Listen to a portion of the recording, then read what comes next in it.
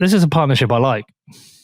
How did this come about? Because Eric, obviously, become a good friend over the last couple of years, and big fan of what you're doing and what you're looking into with the ideas around Bitcoin and banking. And then, obviously, a big fan of Alan's. Just started Bitcoin is Venice, by the way. We'll get into that shortly. But how did you two come to be working together? That's a good question. I wonder if we have different versions of this, Eric. Yeah, because I think it just started. Peter, I think it was when I came on a year ago, when I was in Bedford a year ago, that piece I was writing on, Alan gave me feedback on that. I'm pretty sure that was the first time we started talking, was when I was writing that piece. Yeah, I mean, I was going to say that I know that was the first time that we started like seriously engaging, right? Because I had a real interest in what you were writing about there. I kind of felt like, though, it's one of these things where you're on Bitcoin Twitter for long enough, you just feel like you know each other. It was inevitable that we'd eventually start. Like, I don't know when we actually first met. I can't remember that. Yeah. But yeah, your last piece I thought was great. And then I guess there's a lot in between, obviously, but fast forwarding to this, the very short version of how this came about is that having read that one, I was like, okay, but where's part two? Like, where's what does this mean for Bitcoin? Mm-hmm. And then, took like a year to crank that one out. Well, yeah, that's a funny thing is actually how this all came about too, because it was like, it started off with diving pretty deep into Fedimint. And then I was like, okay, well, we should add Cashew into this too. And then basically over just like Telegram messages for like a 4 or 5 month period, I think this piece just expanded until it was like this 30-something page behemoth and much broader and covering different technologies. So it evolved basically from like April all the way up until August or something. It was like a 6-month change, and we just kept adding to it. We did then cut it down though, as well. I feel like there was a pretty serious editing process. Like I have it open now, and the final version. Let me see. Well, it says 26, but then there's a cover page, and I think it's like 24 pages. It's not bad for how long it once was. Yeah, it got up there for a minute, and we had to. Peter, for context, we had to draw the line at a certain point. It was probably going to continue to get longer if we didn't put our foot down.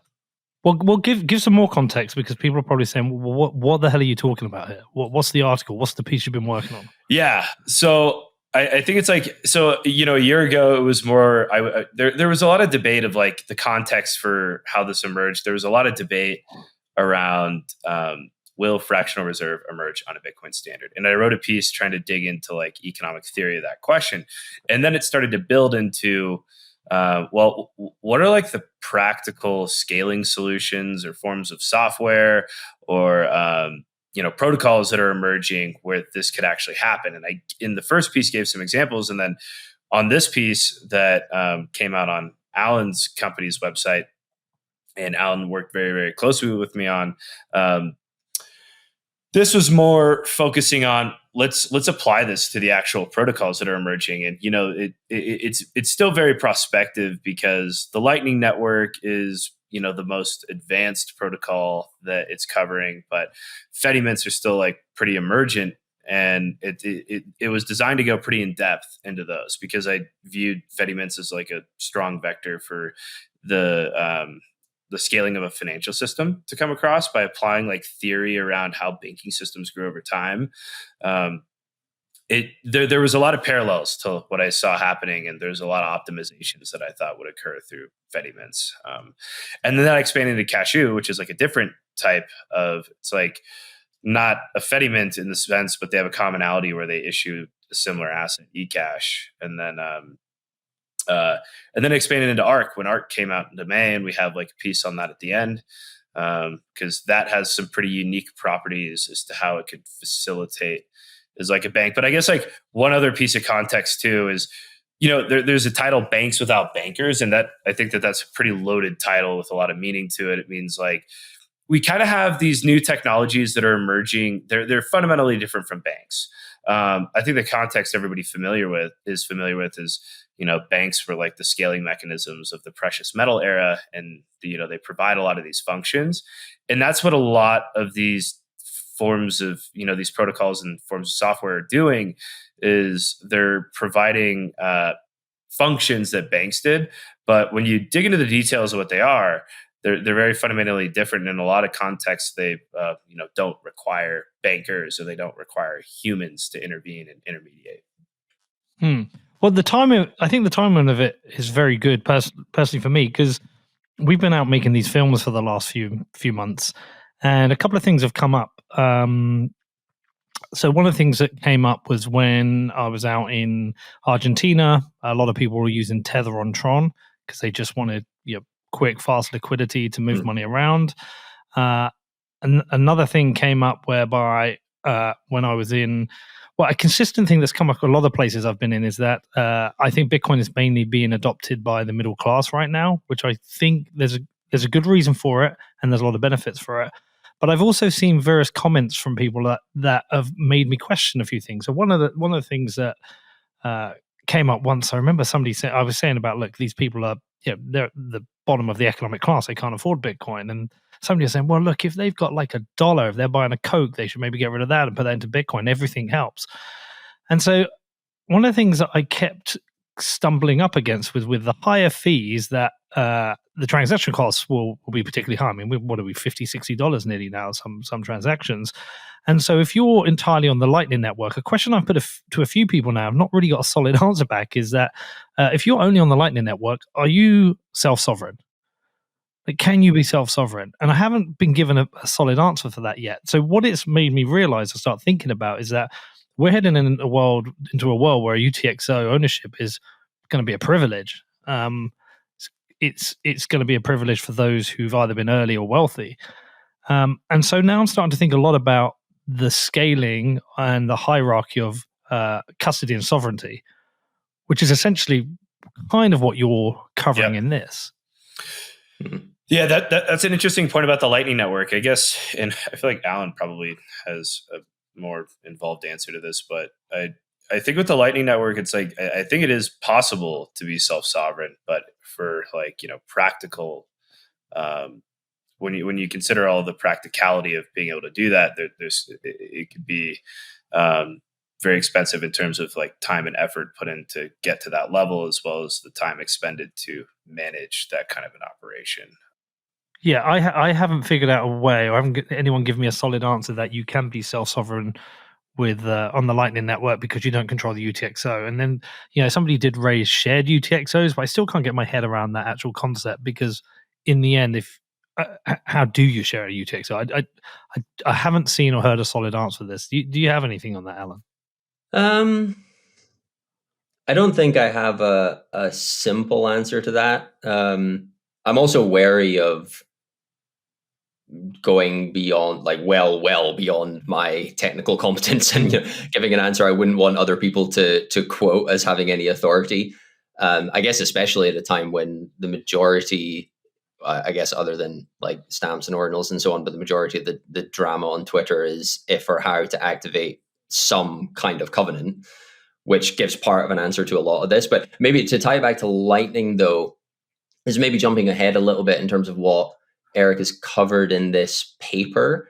But one of the things that I was one of the reasons I even wanted him to write it at all, but as we were going through it, what I wanted to nudge him to explore a bit more is what role do we think Lightning will ultimately have in, you could call it a financial system. Maybe banking sounds a bit dirty, but a Bitcoin-centric financial system where we are, to your question, Peter, we're trying to optimize for as much self-sovereignty as possible. And I've always had, I don't mean to sound like, I predicted this a long time ago and now I give myself a pat on the back, because I think a lot of people did, right? It just took high fees to get to this point, persistently high fees to kind of force people to realize this, but that basically that Lightning is not a panacea, right? Lightning doesn't solve every problem. And I'd always had this really not at all well articulated notion of what Lightning was for, which I think Eric has now actually articulated really well, right? It's why I was so happy with how this paper turned out, that it's really more for, again, I'm trying to avoid using the word bank, but it's it's for settlement. It's in some senses better settlement than layer one. I mean, better obviously depends on exactly what your use case is, but it will give you modes of settlement that are otherwise, too expensive or too slow or whatever on layer one. But it's probably not. It doesn't do the last mile well, and therefore, whether it's something you would call a bank or whether, as Eric alluded to in his earlier comments, it's serving a bank-like function, but actually it's whatever it is we're even talking about is more let's say more autonomous and kind of relying on cryptographic properties, will likely plug into Lightning and utilize Lightning, given aside from anything else that already exists. But will do something different to reach the last mile, to actually complete the financial system and providing something that's cash like. Because I think basically this is where a lot of the discussion around covenants is motivated by, is that in these circumstances, which we have to assume are going to stay for whatever reason, it almost doesn't even matter that it's ordinals that's causing it now. Lightning doesn't serve very well as consumer cash, which isn't to say it's broken. I think this is where the interesting nuance is. I'll wrap up after this. I realize I've been going on in a while on this tangent, but I don't think at all the appropriate reaction to this is like, shit, well, Lightning doesn't really work. It's more that we really don't know yet where Lightning is going to fit in amongst other protocols. And that's exactly what Eric is exploring in this piece. Yeah, exactly. Sorry, yeah, go ahead. Just before we expand on that, just because you've mentioned covenants, some people won't know what they are, what the status is of covenants. I know there was a BIP that was put forward. Was it Jeremy Rubin? He was pushed back. Yeah, Jeremy Rubin's CTV. Just do you want to explain what covenants are? It's just so people listening understand. I mean, with the important caveat again that I'm absolutely not the best person to do this, but given you're asking me right now, there's a handful of different BIP proposals that are being discussed currently. To the best of my knowledge, I think Jeremy Rubin's one, CTV, is the oldest. There's even different ways of measuring what you mean by that. Very loosely, Eric, you might have a better definition off the top of your head, but the idea of a covenant is that you can constrain future spending as part of a transaction. So rather than just the sender being able to prove that they were the previous recipient, they also have to prove that how they now want to spend it aligns with the condition that was set in the previous transaction. I probably really don't want to try to get more technical in that. I don't think it's even necessary for the purposes of this discussion, to be honest. But there's 4 or 5 that are currently out there and kind of being weighed up in terms of how they compare to one another. How safe they would be to activate. Which are maybe redundant as compared to combinations of the other. But there's a lot of, we have to admit, theoretical. But there's a lot of interesting, let's just say, scaling solutions, to be pretty general about it, that would follow from the existence of some or other covenant, including ARC, actually, which we mentioned at the very end of this, right? Mm-hmm. So ARC currently is just completely speculative. If I remember correctly, Eric, in the course of us writing this, it was discovered that APO would not enable ARC, but CTV would. I think CTV is always known to be efficient. Yeah, that was right. And there was another opcode too that I'm forgetting that we were additive with, but I can't remember which one that was at this point. But yeah. I think I'll try to condense all of that, Peter. Right? If you can constrain subsequent spending, you can do interesting things with scaling. Basically, because that. What's the best way to put this? That allows you to. Actually, Eric, I might need some help on this. Because what I'm trying to juggle is that maybe seems weird in terms of this you can now do even less. Why is that helpful? But basically, the less that you're trying to push into the user space is fair closing off of off-chain transactions. right? You're forcing the next transaction to be the accurate, like the equivalent of closing a Lightning channel, but just in a much more complicated setting, so that you get much more complicated and more expressive, let's say, ways of doing the off-chain transactions in the first place. Yeah, exactly. It's like by creating more specific and distinct forms of functionality, we can create methods where there's just more specific fun. I can't describe it better. I think that's probably the best way. I'm going to call Jeremy Rubin. Jeremy Rubin, come on the show. Explain covenants to us, please. CTV, certainly. Anyway, before that, I was interrupting you, Eric. Do you remember what you were going to say?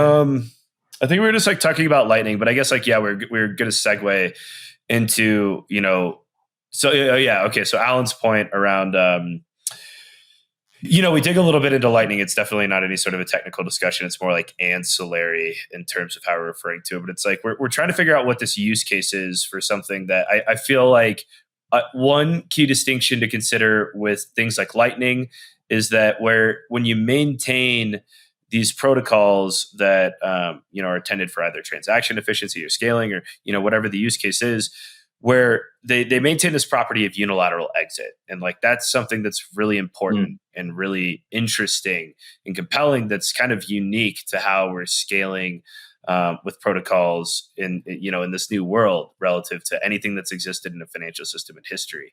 And because we can create these kind of mechanisms where you're not subject to no risk, right? Like if you participate in the Lightning Network, you have to put your assets into a hot wallet. You have to, and if you want to unilaterally exit, there's a timing risk that you have to consider. Going back to this point about CTVs, you could probably actually make that timing risk a lot more clearly defined if you have something like a covenant. Whereas with Lightning, there's a bit more uncertainty, I think, around what the ultimate outcome could be with it. Not that it won't occur, but just more when you can exit that state. So I think that's an interesting property and that's valuable. But I think one of the trade-offs when you enter into protocols like this is that they're more capital intensive, right? So like you not only need to have capital to be able to send certain value in these channels, but there's also capital that another party needs to have. And like, I think within the combined capital that needs to exist within a state, that can become more expensive for people that participate as opposed to something that's less constrained. Like a bank where it's like I put my money in the bank, I get my receipts back out and I can use these for payments. I don't have any other constraints and considerations to worry about. Maybe capital intensive isn't the right word, but it's less constrained. So I think that's what's interesting about something like a Fediment is you can achieve that property. To Alan's point earlier about like we have these we've created this version of cash that's digital.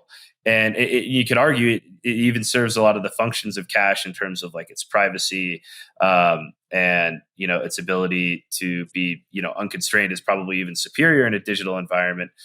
And I think that like what one potential use case we're kind of referring to is you need something like Lightning for a system like Fediment to exist. Well, you don't need it, but it's likely that it'll be used. So if a bunch of people are like, okay, we can't use Bitcoin base layer because transactions are too expensive. Lightning has its own problems that it's being subject to. I won't elaborate on at this point, but we're going to, if we were going to use something else like a Fediment where I deposit into this multi-sig address and I receive something like eCash in return, I'm now taking on, it's more trusted, which we can get into. But the eCash at my Fediment is different from the eCash at somebody else's Fediment. So you need something like a market maker to exchange between those two things. Now, historically in banking systems, this was done through like a broker class. And it's certainly possible that something like that can emerge in a digital economy today. And I call that out in the writing.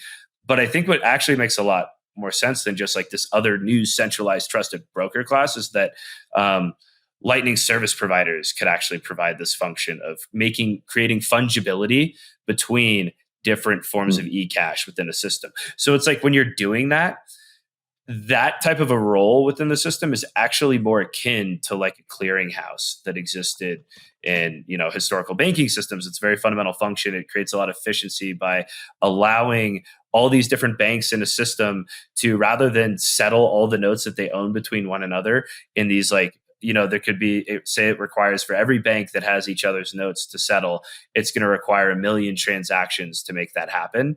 If you have a clearinghouse that can just look at it all in like its own database, they can say, well, actually, because bank A has $100 and then bank B has $50, we can just have bank A, rather than have these two transactions settled, we just have bank A pay bank B.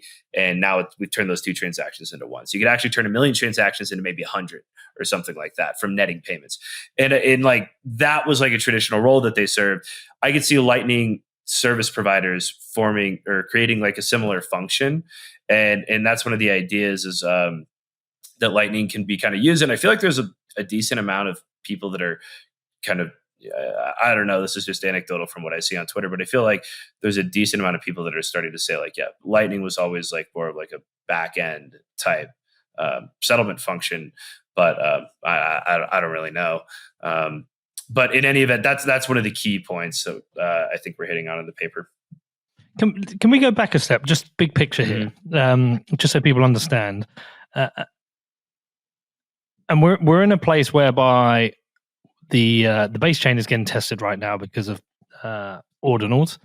We're starting to see what a high fee environment might look like, and I would say actually, it's not actually really a high fee environment. This is like a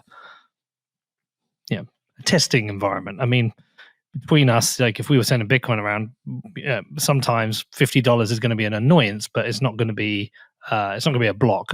A real high fee environment, I think, is where we get into the thousands of dollars, which could be something that we get down the road. But we are in an environment where people are having to rethink how they use the base chain. They are having to rethink Lightning.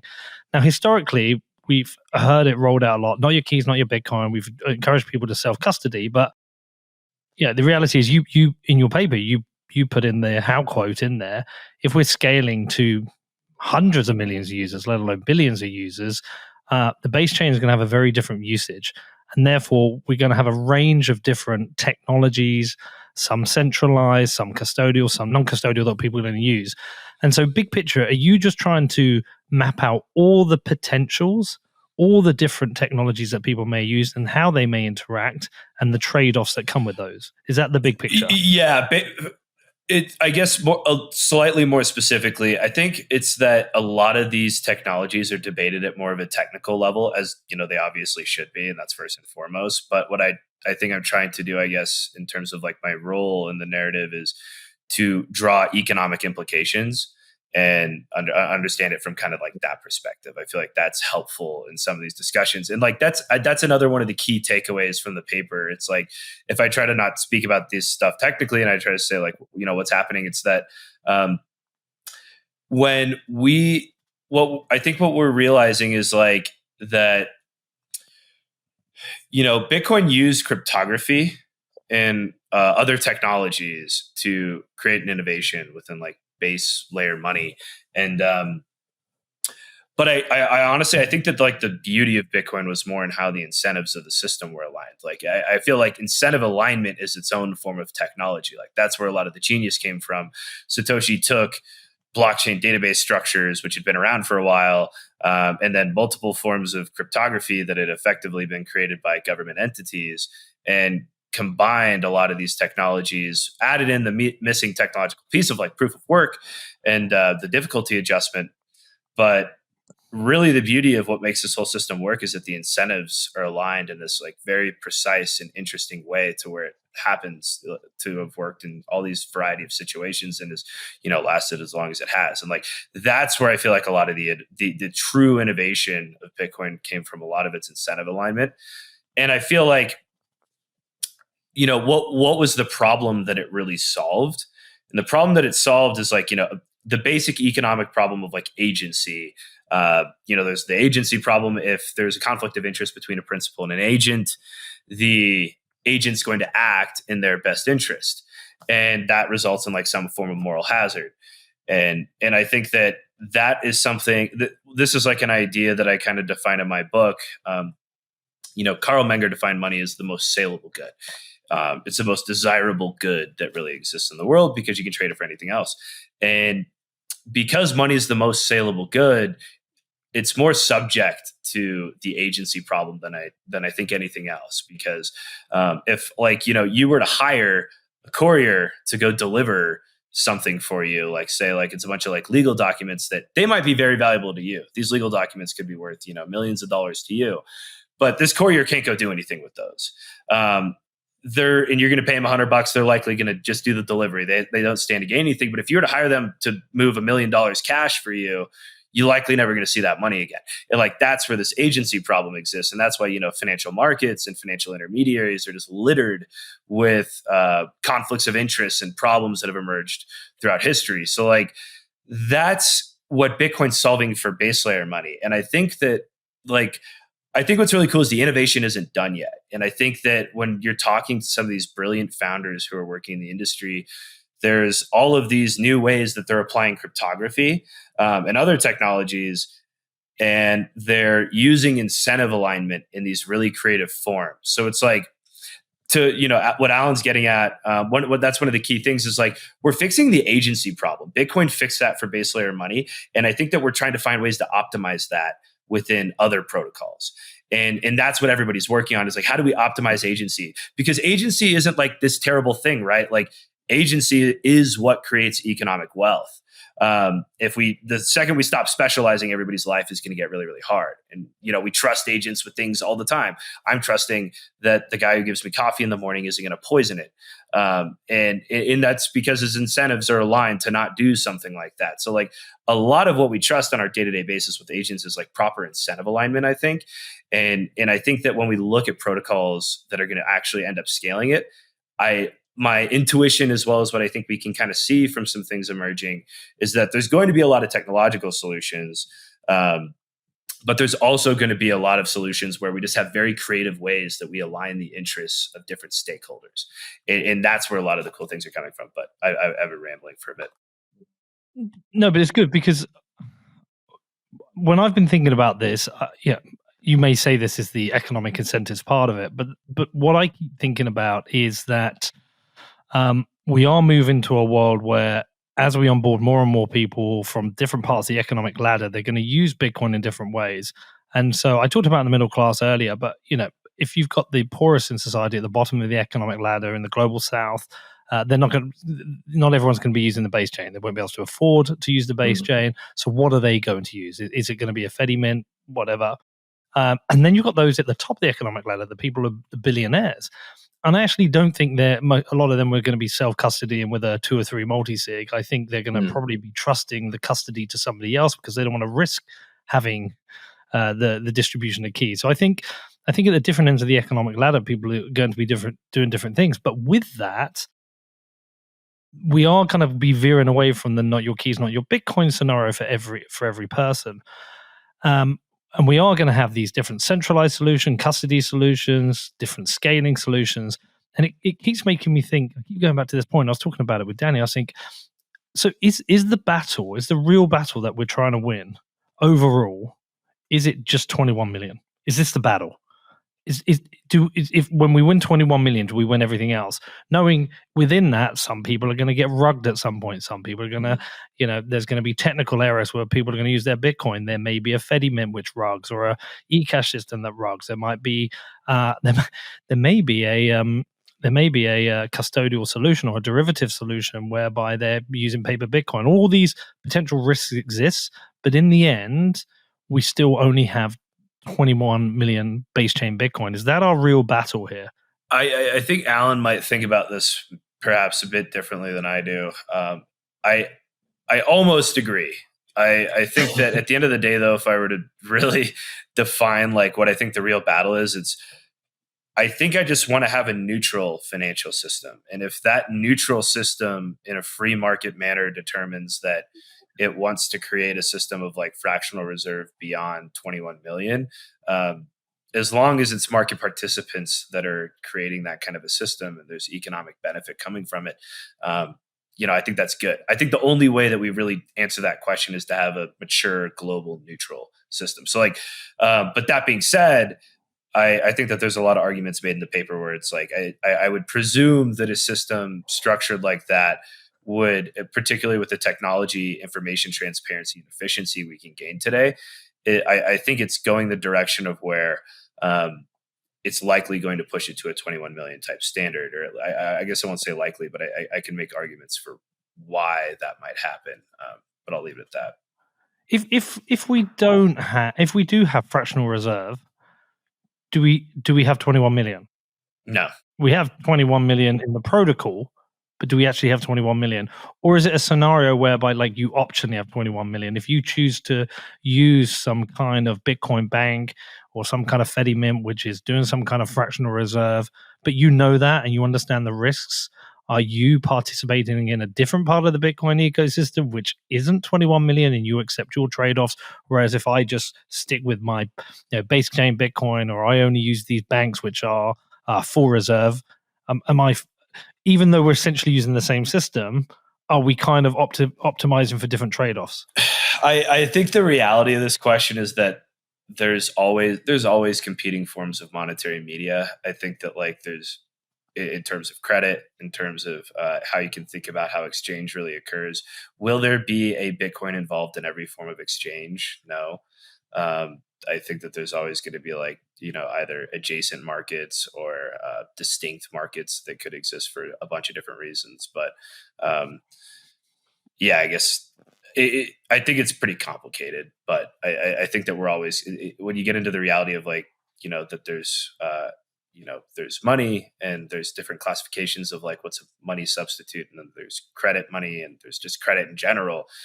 There's a lot of ways that exchange occur, and it's probably going to be outside of like direct settlement in Bitcoin in some formats. Peter, can I give an answer to the 21 million question that I think? Yeah, and I do want you to jump in because I'm reading Bitcoin as Venice, and I'm only early on in the book, but it's very, very clear on the absolute chaos and carnage that has been caused within our economic systems by having the everything from 0% interest rates to the money printer. So like, I'd be very interested in your perspective on this. Yeah, well, I even just on that point quickly, as I mentioned last time, I don't even like Bitcoin so much as I hate fiat. So that's a good framing for all of this. I think 21 million is good, obviously, but is nowhere near sufficient. And the reason is quite simply that there is also only so much gold in reality. Gold has a very, very, I always have to remember which way around I mean this. So stock to flow. So it's high stock to flow ratio. And yet we, over centuries, moved away from it completely. And we now have money that, it's entirely self-referential, right? I don't need to explain that to this audience. But I think that frames the point of this paper really nicely, or provides a starting point, which is that the main theory that Eric is leaning on, and also I should say as well, explained in much more detail in the previous paper, that I then, having read, encouraged him to expand to all these more tangible use cases in Bitcoin. The theory there is around banking historically, which has almost always been in relation to gold, right? There's some niche, there's some bimetallic standards or some silver standard, but for the most part, we can just think of gold as being like the species that is referred to. And I guess in very simple terms, I don't want to dwell on this for too long, but the problem with gold is that it just, the reason you even have banks in the first place is it doesn't move fastly or cheaply enough. And so that's incredibly high level, but banking builds up around that to try to solve that problem, right? With Bitcoin, you actually, this is like a much more almost high level way of addressing what we've been talking about, but in quite tangible terms of like lightning and covenants and so on. The problem is that there's not enough UTXOs, right? And so we need to try to solve for that, or we want to try to solve for that, I should say. And so this is the framing for Eric's paper that I think is really nice, having covered all of that, which is that unlike with gold, in attempting to solve for that issue with, how to transact this, how to use this as money, right? We don't need to jump straight to full custody, which is the only real solution with gold, in technical terms at least, right? There's not really much of a spectrum. It's to the extent to which there's any there's any prudence involved, or you're moving more and more towards irresponsibility. It's really more social, right? Historically, at least, it's really been more around the ethics of how to do banking practices in the first place. But there's not really anything stopping just fractional reserve and then yanking the reserves completely. And what's super interesting about Bitcoin, and what leads to, I think, all of these discussions that we kind of jumped straight into at the start of this, is that there are intermediate steps you can take. There is a spectrum that you can land on different points on by involving whether it's, I think it really comes down to, Eric's mentioned both of these, right? It comes down to incentives, like better aligning incentives, or cleverly aligning incentives even. And then cryptography, and the cryptographic element is really just, what soft forks do we want that enables this. And so hopefully that's kind of a helpful framing for what it is Eric is even trying to describe in this paper. It's a bunch of different options for making Bitcoin better money than gold, even though both are very, very scarce, trying to harness Bitcoin's native properties to ensure that we don't end up with the same horrible fiat outcome that we did with gold, because it didn't have these properties. Yeah. Like, so I think that's probably like the best starting point in terms of how are things change? Like, why is this different? Shared custody is this thing that it's this new concept that I think, not necessarily new, but it's a concept that when we have applied it by having digital money and using cryptography to create these shared forms of custodial ownership, where we can, structure them and optimize them for how much risk we want to take on, as well as what we want the consequences of that risk to ultimately be. Like that's kind of like this new vector of innovation. I think that we're just scratching the surface of the potential for shared custody and what that means for like the modern economy. I think that it's going to be a massive new vector within the financial economy, where new ideas and technologies are going to be proliferating from. Because what we effectively did is we took this concept of shared custodial models that in like a trust optimized way, and we're pushing the marginal cost of implementing that closer to zero. It's getting whatever the quantification of it is, it's something that's getting actually like pretty cheap and practical that can be implemented for a lot of different people. I mean, I think before we had any sort of money like this, if you wanted to have some sort of shared custodial scheme, it was effectively like you have an estate planning attorney and you have an accountant, and they have passcodes with a bank, and you have to do phone calls, you have to set these things up. Whereas we can do these things at a click of a button now. And it can be, you don't have to have estate planning attorneys and banking relationships to be able to conduct these things. So that's huge in terms of what can be created within the financial economy. Where does the trust exist with those? Where are the risks of being rugged? So one of the things that I've struggled with the idea of Fediment is that these mints are created around communities, and the people who control the Bitcoin in them are trusted, and they've got reputations to uphold. But that is quite a leap from where we have been historically with Bitcoin. It's like, not your keys, not your Bitcoin, to now, yeah, do you know what? We're all going to put our Bitcoin and we're going to trust it with somebody. I don't see a scenario where we don't ever have somebody rugging a mint. Totally. And I honestly, I don't think that, I don't, in my personal opinion, I feel like designing systems, unless the economic cost of doing so is practically zero, I don't think that designing systems for perfection is going to be the way that a lot of things go. I think that, that phrase, like, don't let the perfect be the enemy of the good, I feel like that's probably true in most formats, is that there's going to be trust that exists. The question is, like, how do we optimize that? And shared custodial models, and there's methods where, you could have 100 keys and you only give one away to, your mom. And that could be probably the most incremental form of like a trusted shared custodial model you could have. At the other end of the spectrum, it's like, I could directly deposit into a group that controls keys and has the ability to control my funds without requiring my cooperation. And that could be at the other end of the spectrum, in which case it's like, how are we optimizing for trust? And I think that's how a lot of what we do in life works, is we optimize for trust in different ways. And I think that we can use this technology to create new schemes where that happens. Like, I know that on our Bitcoin meetup out in Denver, we want to get our Fediment set up very quickly. It makes a ton of sense for what we're trying to do. We have shared custody of funds from donations that people are giving to BitDevs, and we want to use that. And we have a group of guys, and we have trusted people within the organization that people look up to, have been involved for a long period of time. And we actually just it makes a ton of sense. Like, I see the use case. If I'm managing Bitcoin for my family, I effectively have unilateral control over everybody in my family, but they're my family, and like, you don't have the incentives to want to, hurt anybody in these situations. And I think that there's a lot of ways in which we can take a very innovative and cheap form of technology and apply it to like how we actually operate in our day-to-day lives. I think that there's like the technical theoretical debates of like, can we make this perfect at very minimal cost? But I think that generally speaking, we're going to be looking at scaling technologies, or finding more efficient means of transaction, or assuming more trust in different ways, not from the perspective of, is this perfect? Can I view a scenario where it goes wrong? I think that's pretty much always going to be true.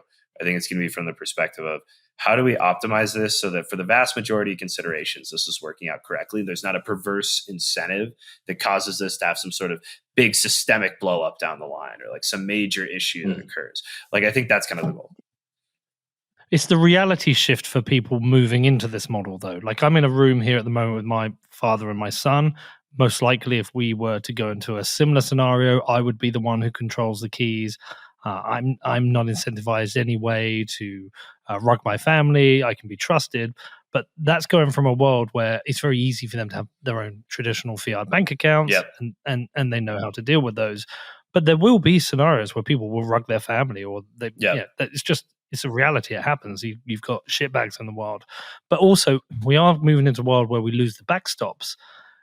We have backstops with bank insurance. I mean, you have the FDIC in the US up to 250,000, although it feels like it's infinite now. We have up to something like 80 or 90,000 pounds in UK bank accounts. We're going into a world where people will lose those things. If a Bitcoin-based bank versus a traditional bank, if a Bitcoin bank loses the Bitcoin, you're done. There's no backstop. There's no insurance. There's no state-backed insurance scheme. It is, when it's gone, it's gone. And I think that's going to be a big shift for some people to move into. Yeah, I totally agree. And I think that that's another argument for why like the institutionalization of custody and shared schemes of ownership are going to be even more and more valuable. I think it's certainly, I think it's totally, I guess here's a good time to probably bring up this point. You're going back to the point of like, what's the big picture of all this, right? Yeah. And it's like, the big picture that I was alluding to is having a neutral monetary system. It's like, how does that exist? Well, we don't want the system to be controlled by any particular interest. Throughout history, that's always been governments eventually capture these systems. And like, that's how fiat money comes about. That's how we fight fiat money, is to build a system that is strong enough to, one, not get captured. And I think that like a lot of the debate comes to like, well, what are the technical arguments for how, Bitcoin can be influenced? So, well, I think that's valuable. I think that like probably the biggest defense Bitcoin has is more in how its incentives are aligned. And it requires very interesting scenarios of incentive alignment for anybody to even have a reason to try to want to attack some of these concepts. And like, that's what I think is, the primary point is that we need to build a system that is not going to create any sort of systemic centralization, and the incentives are aligned so that that doesn't happen. That can defend us against fiat money. Now, the question of whether or not fractional reserve money still emerges in that system is another debate. And I think that there's a lot of ways you can argue for it.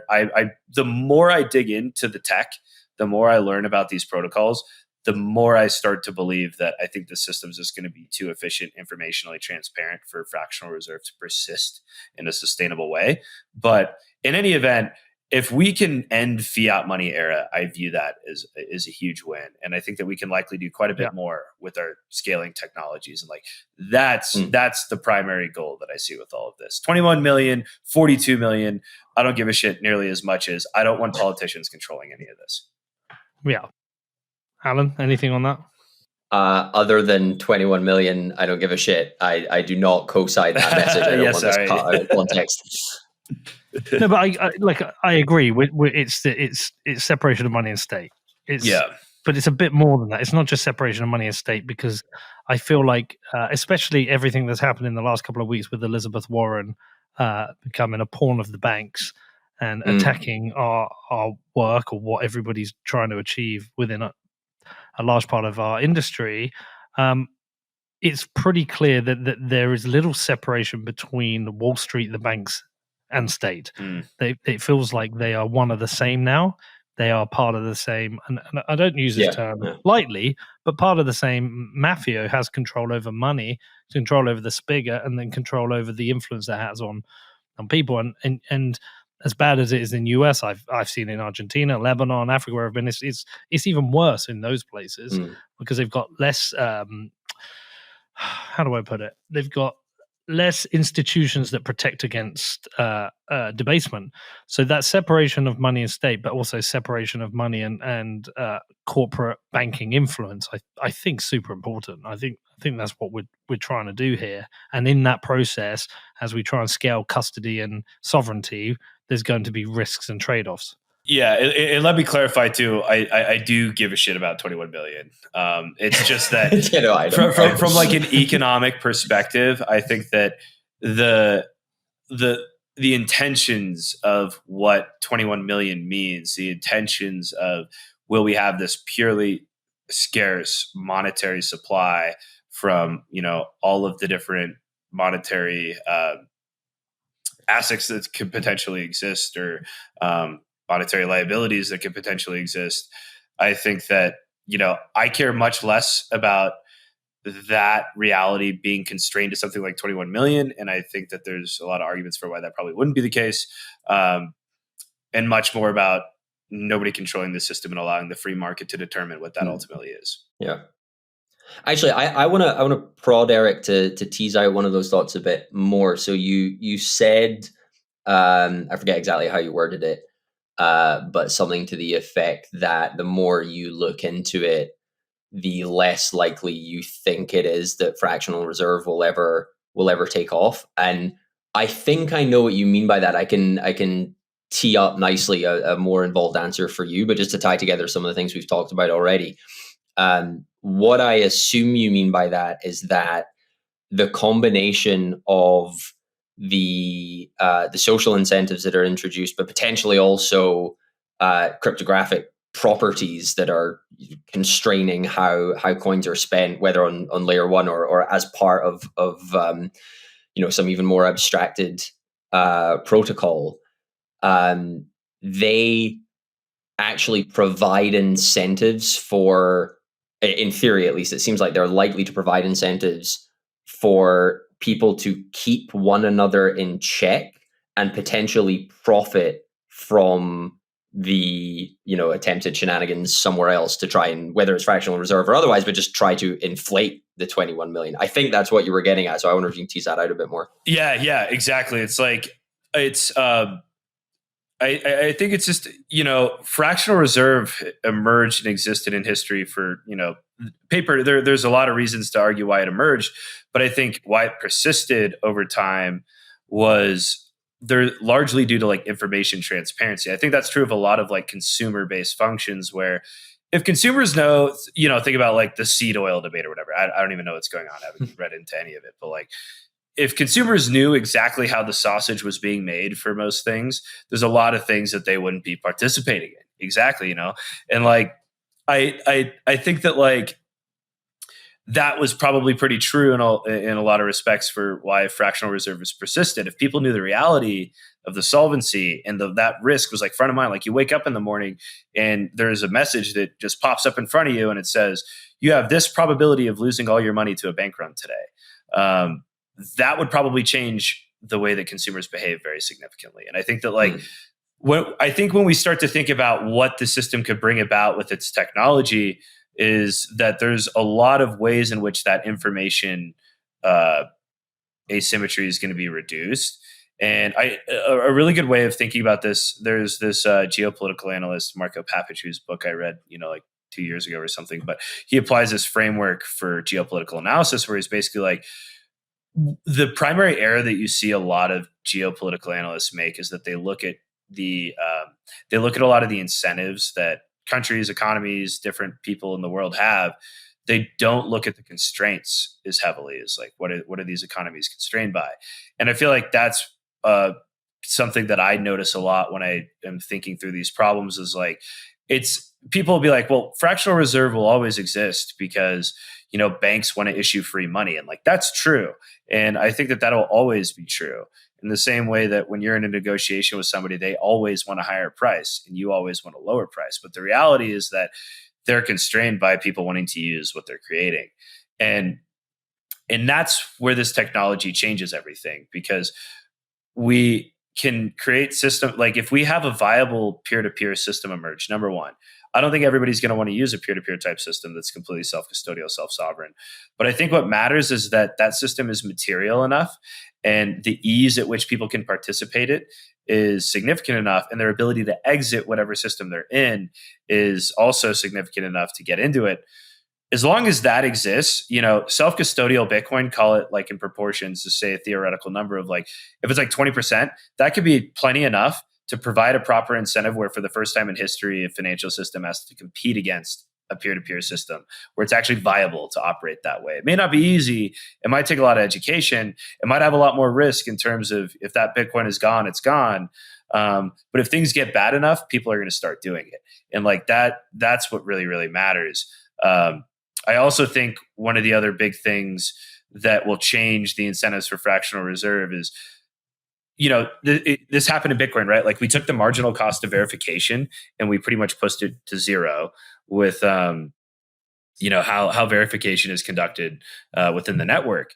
And it's like, well, can we use cryptographic schemes to apply that in other ways at other layers? And I think that, I think it's kind of an interesting question. I think one of the topics that I elaborate on, and this might get a bit technical, but I think that this is actually like, it's a really big idea that I think has a lot of implications.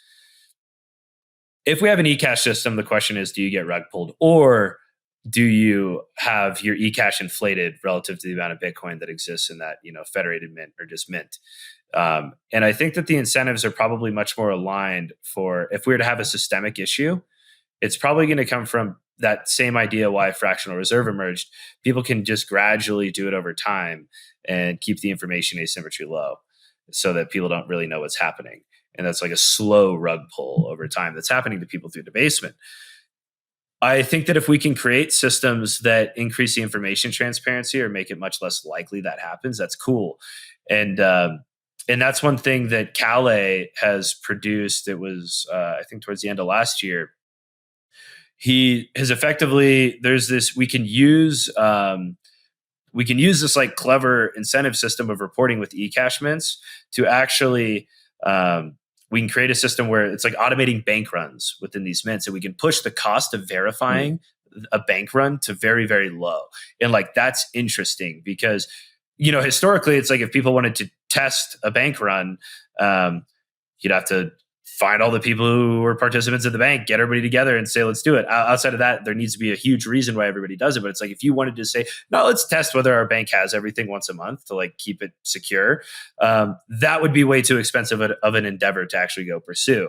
And that was one of the arguments with the banking crisis earlier this year is people are like, well, one of the reasons that we're having issues with banks, whether this is true or not, it was just argued, is mobile money and the digitization of our financial system.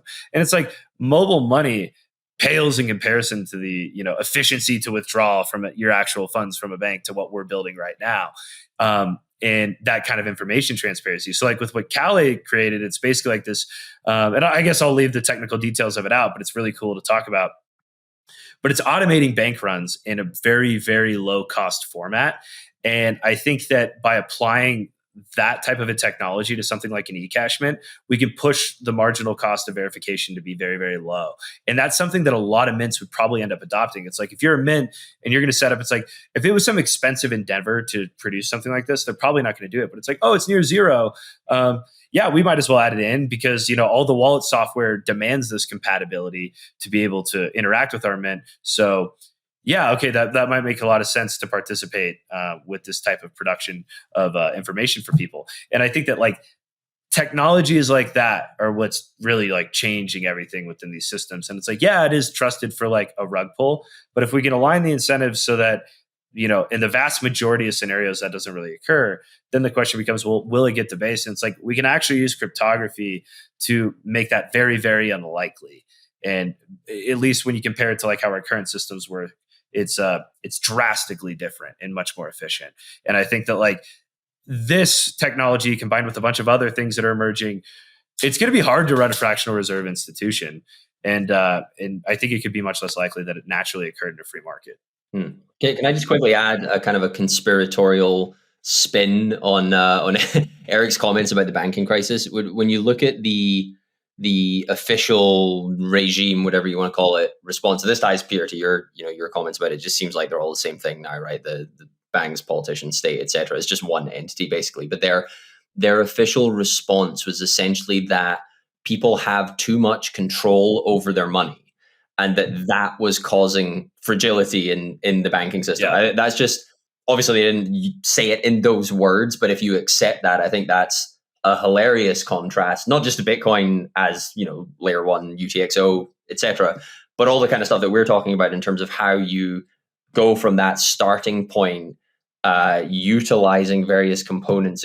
We've talked quite a lot about there's cryptographic elements, there's social elements. There's also things just like it being very easy to verify that there is some amount of Bitcoin and that you own it, or that someone else owns it, or whatever, or where it is, and so on and so forth. And building up incentives around that, such that even if it's not actually having enough to afford a transaction fee on a UTXO, you still have as much control over your money as possible. And that, I think, is what leads to everything Eric's described around it. It basically, it's always, as long as there is some social trust involved, or even, again, as we're seeing now, if it's purely cryptographic, but there's a cost that you can't necessarily afford, there's always a risk of being rugged.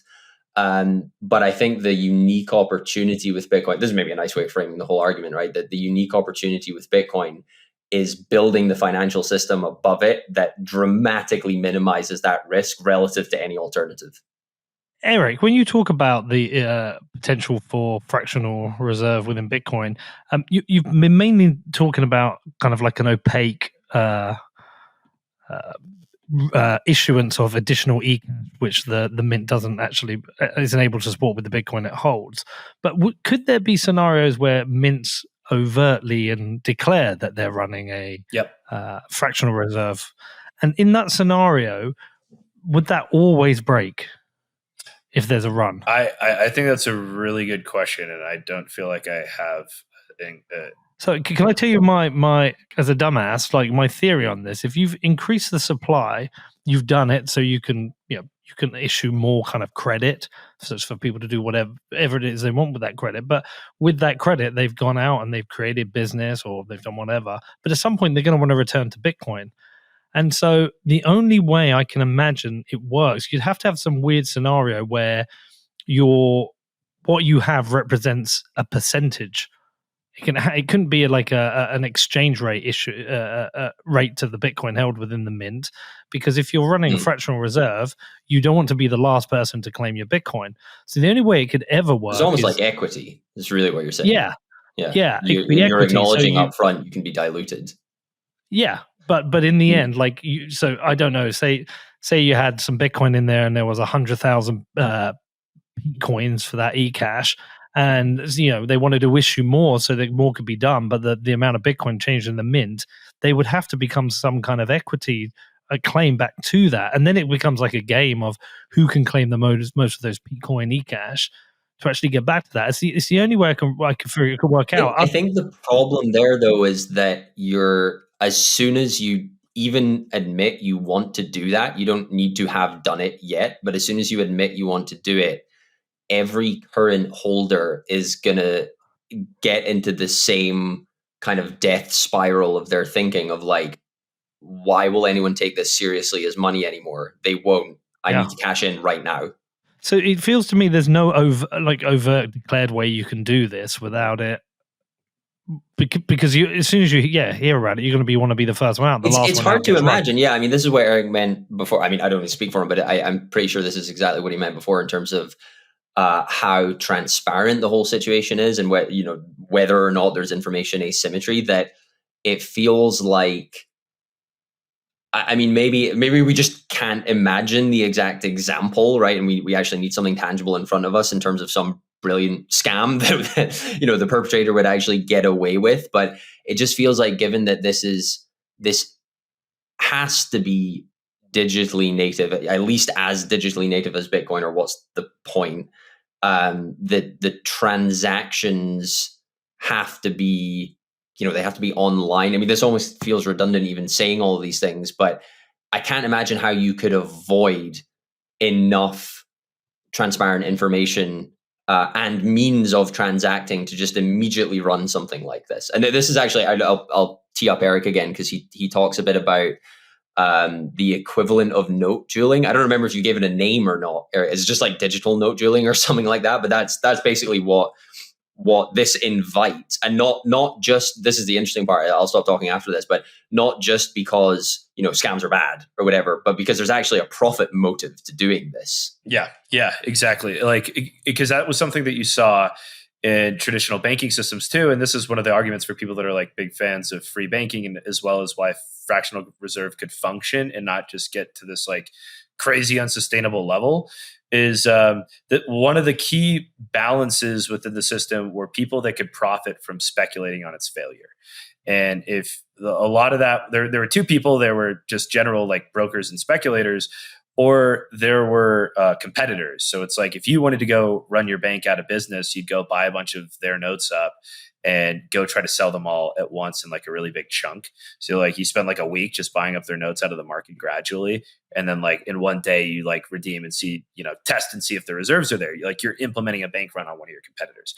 And that was like a really good example of how they would try to, screw each other over and create market shares. So what did that do?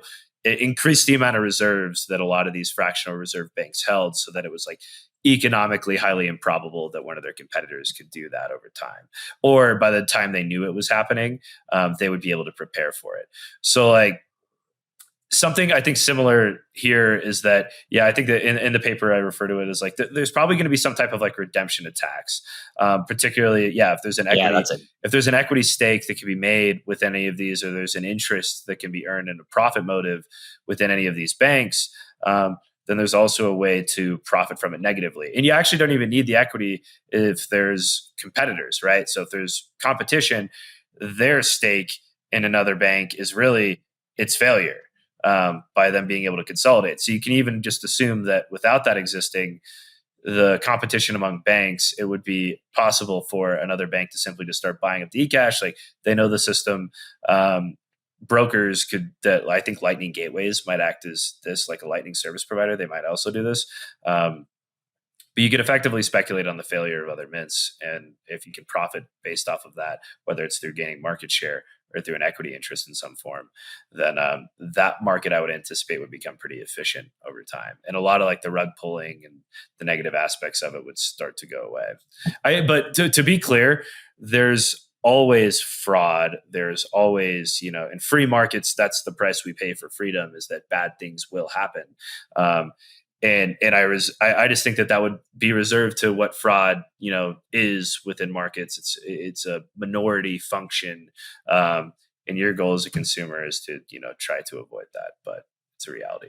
Well, it's a bit like if you look at the FDIC insurance that companies traditionally had, it means they essentially manage their funds across multiple banks. It's not something I've ever had to do, but I know of companies that they basically distribute their funds into as many banks as possible, so they de-risk themselves being stuck with one bank. I guess us as users, as regular peasants using this Bitcoin system, we will probably be then distributing our funds across multiple mints. Because I think that's starting to become standard practice too, even in banking, with like various sweep accounts that are being held. I agree. I'm sure that kind of a function, it's very prospective, but I'm sure that kind of functionality could emerge. I mean, we've already been prepared for that. I don't know what it's like for you guys, but I've got some Bitcoin in like a cold storage multi-sig. I've got some in single sig wallets. I've got some in software wallets. I've got some in custody. I've already practicing a a slightly complex distribution of Bitcoin across different custody solutions. That's kind of an interesting point. Yeah, I wonder if there could be like federations of federations also, because that's kind of how it's structured in the banking system is a custodian that has control or influence over the different banking sweep accounts that you have. I could see something similar emerging. That's a good point. Is there anything else? I'm trying to think.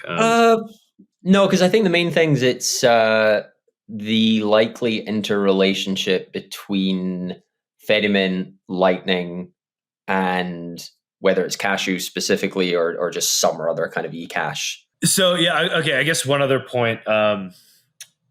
It is funny. I feel like when I was writing this, I was definitely debating the idea of like, actually, Peter, I think we had this conversation like when the first time I came on, but like, is Lightning the same thing as Bitcoin? And, I think that there's some debate around that as well as, like, would you call eCash the same thing as Bitcoin? And that's one of the points I try to define is like, I feel like when I was first getting into a lot of this, I was like, okay, if the risk and the trust nature of these forms of media are different, then it's not Bitcoin. And while that's true, I think a better way of framing is actually these are just different means of exchange. That's kind of how I view this system emerging is, the same way our current system exists where, Lightning, eCash, and, with like ARC, VTXOs could be comparable to something like wires and cashier's checks and, checking balances. Like there's these different means of exchange for the US dollar that we use. And I feel like that's probably a better way of framing it. So like that's one of the so like that's more of just like a semantic thing. But what I think is interesting and probably that we call out is this is something that's probably I think I would consider it like a unique function is like these different means of payment, right, that are emerging. I don't know if you've ever seen Nick Bhatia's term structure of interest rate chart that he put out years ago, where he's like, we have, cold storage Bitcoin is like the, effective like risk-free type reserve or like lowest risk type asset. And then as we move up the risk spectrum, like you move into, like a Lightning channel, and now you're in a hot wallet. So you're taking on more risk, but you can earn a yield for that risk in terms of like routing fees. And then we take it a step up, and now we take on timing risk, and we can earn a yield for liquidity leasing and leasing liquidity within the network. And then that moves all the way out until we can get to the point of we're just doing credit lending off chain for Bitcoin, and we're taking on a bunch of other types of risk. And I view something like eCash market making as a way that if eCash becomes a primary means of payment, there's going to be a profit motive for facilitating the interaction and fungibility between different eCash. And that's ultimately going to create some type of, economic yield that can be earned on this term structure of interest rates. And I feel like that's kind of like an interesting property that's native to this market. Whereas like before, a lot of this yield that's being earned is like some issuance of like government credit is how we think about it in our traditional economy. Within these native peer-to-peer markets, a lot of that economic yield from different means of payment that exist in different protocols is probably going to be profits that are captured by, the actors that are participating within these systems. So it's going more to the stakeholders. Or just Eric, just to add quickly, or the alternative in, the real world or the fiat world is a lot of the times it's just a single entity or like an oligopoly that's actually internalizing all of it as profit because there's no other way there's no other way of providing it actually. They are the only providers due to political criteria. Yeah. And there's no other way for the users to access that service. So actually distributing that and making it competitive is super interesting. I would argue probably across every point on the spectrum that Eric mentioned there. Exactly. Like that's huge, right? Like we have these new peer-to-peer markets. So it's like if I think that there is a big I think with that like kind of unique interaction within these markets, that creates this very strong incentive for what's the right word? Like it's going to create a very virtuous cycle, I think, of adoption. It's like the way that I view a lot of this is there's a whole bunch of other arguments we don't have to get into, but like, more long-term thinking, like today, it's a lot more like stablecoin type adoption, but more with long-term considerations. Once we hit like a first major catalyst for, Bitcoin specific payment adoption, whether that's through Lightning, whether it's through eCash or whatever it is, the economic yield earned by facilitating that means of payment is going to create a very virtuous cycle for more stakeholders getting brought in, and financial institutions that want to participate. And that's much better than, oh, there's just this one company in the industry that sucks up all the profit, which I think you can kind of argue is like how stablecoins work today, where like the profit margins of Tether, like it's the best business in the world right now.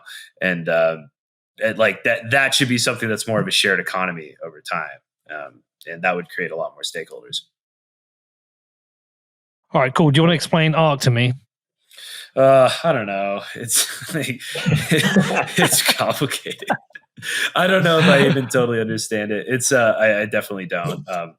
I think that. Do you know what I love? Huh. Let me just read you this. It's from your article, because it's trying to think long term about this.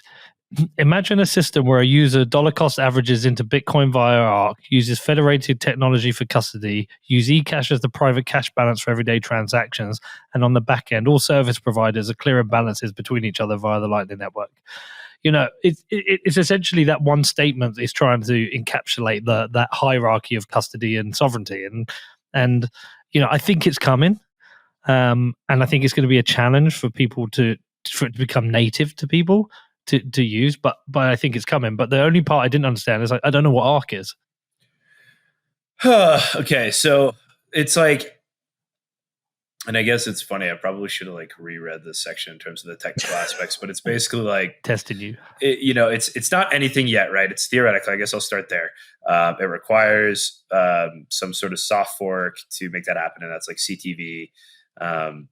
And but I think effectively the idea is that it's kind of like the first version of like a trustless or trust minimized form of banking, like in terms of you maintain that property of unilateral exit from an ARC service provider. I think right now people are getting into the questions of like, how kind of can it go wrong? And but it's like you deposit into this ARC service provider, and they're we're using terminology akin to like a Lightning service provider, whereas you have a service provider, but they don't have like custodial influence, or don't have to have custodial influence over your funds. So that's the first key thing. The question is like, there's a way that ARCs, you get this like pre-signed transaction that allows you to exit. So using pre-signed transactions to enter into this service provider, the benefits that you get is that they can do a bunch of payment swaps for you while you have this 2 of 2 multi-sig is what it was, I believe. Or at least like the proposed structure was a 2 of 2 multi-sig. But they do swap payments, and that creates some sort of efficiency with, the transaction throughput that you could ultimately conduct. I think that the problem could potentially emerge where like these could also be very capital intensive. It requires, and this is, I think, one of the primary criticisms, it requires a significant amount of reserves to exist depending on what like the payment throughput really is. And that's how like, I think that, I guess like the most interesting takeaway is that, so you deposit in this, you could always leave it whenever you want. That allows you to conduct payments. That gives you privacy. And I think like there's a chart that I put in the research where it's like, I put together some like assumptions of like, what's like the theoretical maximum amount of payments that can really be conducted, given very basic economics of this type of a system. Like if we assume ARC service providers are like the only scaling mechanism, and there's only 21 million Bitcoin, then I think that like there's for every amount deposit that would exist within an ARC service provider, you would need at least like an equal amount of reserves to conduct payments for that entire deposit. You don't have to do that, but it would require that amount of capital. So when people talk about it from the perspective of it being like this way of scaling for transactions, then that means of the 21 million Bitcoin, 10.5 million could only be input as reserves within the system, because it requires another 10.5 million to of reserves of the service providers themselves to be able to facilitate payments. So like that's kind of one of the interesting capacity constraints. But I think like I built like a little simple model just to like think through what the economics could look like. And I think what's kind of like interesting is that ARC service providers, I don't think like there's going to be a lot of challenge, at least for the use case of payments. And sorry, I hadn't thought through this. The other key thing I left out is that similar to like a concept like channel factories, they're a great onboarding mechanism where we can onboard everybody into an Arc service provider for payments through a big ass multi-sig. So like that's another major property. So it's like in the short term, I could see them being used for an onboarding mechanism, but for payments, they don't make as much sense at a smaller scale. And this, the economics I lay out, it's like, okay, if we assume the average payment size is some number, then we can look at it and say like, okay, we can get to a number of like, what's the transaction throughput of something? So it's like, if the average payment size is this, an Arc service provider makes more sense as Bitcoin is worth more. So like when a Satoshi represents more value within the economy, that average payment size that people are using it for, that ceiling, that constraint of like 10.5 million, it starts to become higher and higher depending on the amount of value that we're representing. So like one Satoshi can send more and more value. So like Arc service providers, I think like if one Satoshi is, I don't know, what were the numbers that I used, but I think it's like if the average payment size was represented by like 100 bits, then you could hit about 60,000 transactions per second. So it's like, I don't know what the average payment size is. I know that in remittance markets, it's coming near like the $100 to $200 range, but I think for like global consumer, it might be lower. But like, let's just assume 100 bits is worth like $100. If that's like your average payment size, then transactions per second throughput could hit 60,000 transactions per second. And if we assume that it's all, a bit is worth more and more than that, or a Satoshi is worth more and more than that, then this could scale much greater. So it's like, actually, the more Bitcoin's worth, the more Arc service providers, I think, make sense. And like, that was kind of one of the key insights, but I guess I'll stop there. There's kind of a lot more to it. Conscious that, I guess, on the one hand, neither Eric nor I are really competent to give a full, in-depth discussion of how this works. I mean, I remember when I was first diving into it, there's a video on YouTube of Burak and Robin explaining this on a whiteboard for like an hour, and we're not as smart as them, and we're going to talk about it for 5 minutes. So just keeping that in mind, I encourage people to go watch that and obviously to try to understand this. But the way that Eric's talking about it in the paper, it's I think the very first line is something like, we're not going to get into too technical a discussion of this, but we are assuming some knowledge. We're interested in what the economics might end up looking like. But the one thing I did want to add, just for people who maybe haven't come across this and want to know like why should they even care in the first place, is that I think the nicest thing about Arc is that it's basically, I think this actually even reflects how Burak came up with the idea in the first place. It engineers away the need for inbound liquidity, which I remember hearing Burak say in a couple of different places, feels like a bug. Like it doesn't really feel like payments, leave Lightning aside, just like the idea of payment shouldn't really work that way. You shouldn't need money to be able to receive money. It just doesn't, and I'm sure we've probably all had a similar experience of trying to explain this to someone who maybe isn't even a Bitcoiner in the first place. And they're just like, wait, what? I need that but then how does this solve anything? So that's a really nice thing about it, that the, what you actually, as an Arc user, what you actually possess, which is they've termed it a VTXO, a virtual transaction output. You can hold that and nothing else, right? You can just receive this, and that's what Eric was talking about in terms of it being a good onboarding mechanism, that you don't need to worry about liquidity and whatever else. It just doesn't feel natural. I should get him on the show, because I think it might solve that issue I was talking about, in that I think you can be sovereign with those VTXOs. In an interesting sense. Yeah, I mean, this is exactly why we included it. This is why we decided to get it in kind of at the last minute, because it does feel like it aligns with a lot of the other things we're talking about, right? That I don't know if we have time to go into it now, but Eric and I went back and forth a lot on, to what extent is an ASP likely to also be an LSP, and, how do they likely relate to Fedimints? Is there any obvious overlap in terms of how they'd operate, given what their economics are? And so on and so forth. But yeah, I mean, it's back to some of the stuff we were talking about a while ago in terms of pushing in this case, I think minimizing the social incentives and really relying on cryptography instead, Mm-hmm. to try to make the, you know, what you hold and consider as cash as, you know, some or other form of like fiduciary, and as I was mentioning, but like, is this Bitcoin or not? Making that as reliant on cryptography as possible rather than on trust. Yeah. You know, why does this all matter? I think that and this is kind of, I go into this in the introduction of the paper, but it's like, if we want to have this like global neutral monetary system that's self-regulating in a free market, and ultimately if we want to, you know, end the possibility that fiat money ever really emerges again, then I think all of these questions of like what other protocols or means are going to be necessary for Bitcoin to interact with for us to get there is like paramount. And whether you're somebody who cares about freedom, it's like Bitcoin, you know, it's like, for Bitcoin to become free of money, I think that these questions are the biggest questions that really matter at this point. And, you know, if you're somebody who cares about freedom, that's awesome. But even if you're somebody who doesn't, if you're somebody who cares nothing about, you know, the potential revolutionary nature of this industry, I think that the value of Bitcoin as an asset will be materially impacted by how this all happens as well. And it determines like how big of a market it will ultimately spread into as a, you know, medium of exchange and unit of account over time.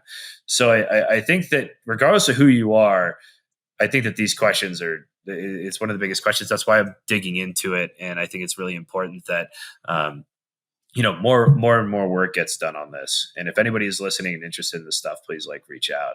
I'm always trying to talk to people about this.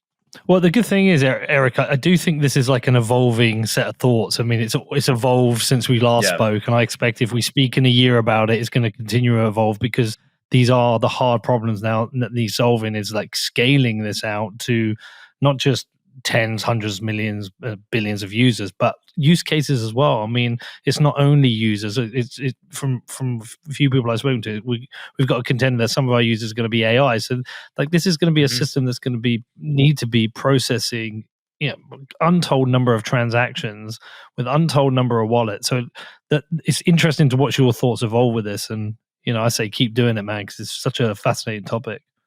Yeah, thanks, man. And I couldn't be doing it without Alan. Alan is instrumental in this piece, practically a co-author. Thanks, Alan. Yeah, thanks, buddy. I don't know when this is coming out, but I'll wish you a Merry Christmas anyway, because I'm probably not going to see you both before Christmas, and we're a few days out. But this might come out after Christmas, so who knows? I'll speak to Danny. But thank you both. Hopefully see you in person soon as well, because it's been a while. Yeah, man. Thanks for having me on. Yeah, likewise.